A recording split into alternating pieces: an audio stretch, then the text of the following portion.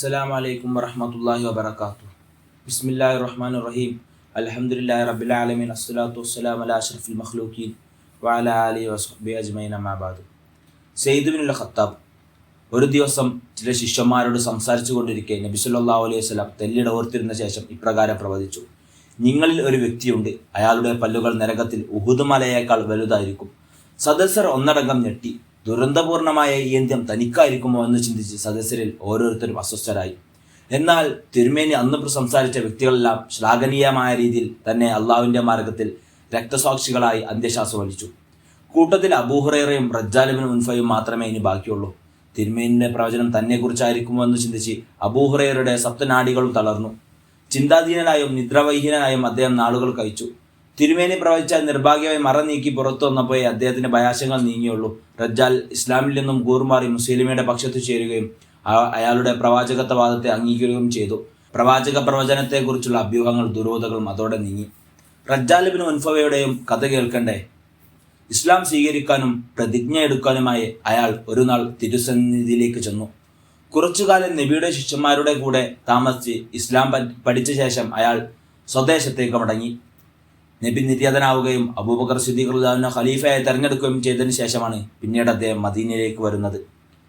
മുസൈലിമയെയും അയാളെ പിന്തുണക്കുന്ന യമാമക്കാരെയും കുറിച്ച് ഖലീഫക്ക് റിപ്പോർട്ട് നൽകിയ ശേഷം അവരെ ഇസ്ലാമിൽ ഉറപ്പിച്ചു നിർത്താൻ ഔദ്യോഗിക പ്രതിജ്ഞയായി തന്നെ നിയമിക്കണമെന്ന് റജ്ജാൽ അഭ്യർത്ഥിക്കുകയും അബൂബക്കർ റളിയല്ലാഹു അൻഹു സമ്മതിക്കുകയും ചെയ്തു. യമാമയിൽ തിരിച്ചെത്തിയ റജ്ജാൽ മുസൈലിമയുടെ ജനസ്വാധീനവും ശക്തിയും കണ്ടപ്പോൾ തല തിരിഞ്ഞു. സ്വാർത്ഥവും സ്ഥാനക്കൊതിയും അയാളെ കീഴടക്കി. ഭാവി മുസൈലിമക്കാണെന്നും അയാളുടെ സാമ്രാജ്യം അത്യാസന്നമാണെന്നും കണക്കുകൂട്ടിയ അയാൾ മുസൈലിമയുടെ മോഹന വാഗ്ദാനങ്ങളിൽ മയങ്ങി ഇസ്ലാമിൽ നിന്ന് കൂറുമാറി മറുപക്ഷത്തേക്ക് ചേർന്നു. ഇസ്ലാമിനെ സംബന്ധിച്ചിടത്തോളം മുസൈലിമയേക്കാൾ ഭീഷണി റജ്ജാലായിരുന്നു. ഇസ്ലാമിലെ അയാളുടെ പാരമ്പര്യം, മദീനയിൽ നബിയോട് കൂടെയുള്ള സഹവാസം, ഖുർആനിൽ നിന്ന് മനഃപ്പാഠമാക്കിയ ധാരാളം വാക്യങ്ങൾ, മുസ്ലിങ്ങളുടെ ഖലീഫയെ അബൂബക്കർ നൽകിയ ഔദ്യോഗിക പദവി, ഇതെല്ലാം മുസ്ലിമയുടെ സ്വാധീനം വർദ്ധിപ്പിക്കാനും അയാളുടെ പ്രവാചകത്വവാദത്തെ സ്ഥാപിക്കാനും റജ്ജാൽ ദുരുപയോഗപ്പെടുത്തി. മുസൈലിമിനെ ഞാൻ കാര്യത്തിൽ പങ്കാളിയാക്കിയിട്ടുണ്ടെന്ന് നബി പ്രസ്താവിക്കുന്നത് ഞാൻ കേട്ടുവെന്നും നബി മരിച്ച സ്ഥിതിക്ക് പിൻഗാമിയായും പ്രവാചകത്വത്തിന്റെയും ദിവ്യ സന്ദേശത്തിന്റെയും കൊടി പിടിക്കാൻ മറ്റാരേക്കാളും അർഹൻ മുസൈലിമയാണെന്നും അയാൾ പ്രചാരണം നടത്തി. റജ്ജാലിന്റെ നുണപ്രചാരണങ്ങളും ഇസ്ലാമിനോടും നബിയോടും അയാൾക്കുള്ള മുൻബന്ധത്തിന്റെ ദുരുപയോഗം നിമിത്തം മുസൈലിമയുടെ അനുകൂലികളുടെ എണ്ണം നാൾക്കുനാൾ പെരുകി. റജ്ജാലിനെ കുറിച്ച റിപ്പോർട്ടുകൾ മദീനയിൽ കിട്ടിക്കൊണ്ടിരുന്നു. ജനങ്ങളെ വഴിതെറ്റിക്കുകയും രക്തപങ്കിലമായ ഒരു സായുധ സംഘടനത്തിന് കോപ്പുകൂട്ടുകയും ചെയ്യുന്ന ആ അപകടകാരിയായ ഈ മതഭ്രഷ്ടനെതിരെ മുസ്ലിങ്ങളുടെ രോക്ഷാഗ്നി ആളിക്കത്തി. ഏറ്റവും അധികം രോഷാകുലനായതും റജ്ജാലിനെ വകവരുത്താൻ ആവേശം കാണിച്ചതും സെയ്ദ് ഇബ്നുൽ ഖത്താബാണ്. ഉമർ ഇബ്നുൽ ഖത്താബിന്റെ ജ്യേഷ്ഠനാണ് സെയ്ദ്. ഉമറിനേക്കാൾ മുൻപ് ഇസ്ലാമിൽ വന്നതും ദൈവമാർഗത്തിൽ രക്തസാക്ഷിയായതും ഇദ്ദേഹം അത്രേ. നിശബ്ദ സേവനത്തിൽ വിശ്വസിച്ചിരുന്ന സെയ്ദ് നബിയുടെ കൂടെ എല്ലാ യുദ്ധങ്ങളിലും പങ്കെടുത്തു. ഇസ്ലാമിനെ സേവിക്കാൻ ലഭിച്ച ഓരോ സന്ദർഭവും പാഴാക്കിയില്ല. യുദ്ധങ്ങളിൽ വിജയത്തിലുപരി രക്തസാക്ഷിത്വം വരിക്കുന്നതായിരുന്നു അദ്ദേഹത്തിന്റെ ശ്രദ്ധ. മതഭ്രഷ്ടൻ മാത്രമല്ല, കപടനും സ്വാർത്ഥിയും കൂടിയാണെന്ന് സെയ്ദ് വിശ്വസിച്ചു. നിസ്സാരമായ ഭൗതിക നേട്ടങ്ങൾക്ക് വേണ്ടി മഹത്തായ ദൈവിക ദർശനങ്ങൾ നിൽക്കുകയാണ് അയാൾ ചെയ്തത്. കാപട്യത്വവും സ്വാർത്ഥതയും അനുജൻ ഉമറിനെ പോലെ കഠിന വിരോധമായിരുന്നു കഥാപുരുഷൻ സെയ്ദ് ഇബ്നുൽ ഖത്താബിനും. മുസൈലിമയേക്കാൾ ഇസ്ലാമിന്റെ ശത്രു റജ്ജാലാണെന്നും റജ്ജാലിന്റെ കഥയാണ് ആദ്യം കഴിക്കേണ്ടതെന്നുമായിരുന്നു അദ്ദേഹത്തിന്റെ അഭിപ്രായം. യമാമ ദിവസം ഇസ്ലാമിന്റെ പടത്തലവൻ ഖാലിദ് ബിൻ വലീദിന്റെ സൈന്യത്തിൽ നിരത്തി സെയ്ദ് ഇബ്നുൽ ഖത്താബിന്റെ കൈകളിലാണ് കൊടിയേൽപ്പിച്ചത്. മുസൈലിമയുടെ അനുകൂലികളായ ബനു ഹനീഫക്കാർ ഉഗ്രമായ പോരാട്ടം നടത്തി. തുടക്കത്തിൽ മുസ്ലിങ്ങൾക്ക് പ്രതികൂലമായിരുന്നു യുദ്ധഗതി. നിരവധി സ്വഹാബികൾ രക്തസാക്ഷികളായി വീണു. ഈ സമയം ചില മുസ്ലിങ്ങളിൽ ഭീതിയുടെ അശുഭലക്ഷണം കണ്ട് സെയ്ദ് ഇബ്നുൽ ഖത്താബ് ഒരു കുന്നിൻ മേൽ കയർന്ന് ഇപ്രകാരം പ്രഖ്യാപിച്ചു: പല്ലുകൾ അമർത്തിക്കടിച്ച് ശത്രുക്കളെ വെട്ടിവീഴ്ത്തി മുന്നോട്ട് ആഞ്ഞടിക്കുക. അവർ പരാജയപ്പെടുകയോ ഞാൻ അള്ളാഹുവിനെ കണ്ടുമുട്ടി നിരപരാധം ബോധിപ്പിക്കുകയോ ചെയ്യുന്നതുവരെ ഒരക്ഷരം ഞാൻ സംസാരിക്കുകയില്ല. ദൃഢനിശ്ചയത്തോടെ കഥാപുരുഷൻ ഇറങ്ങി വന്നു.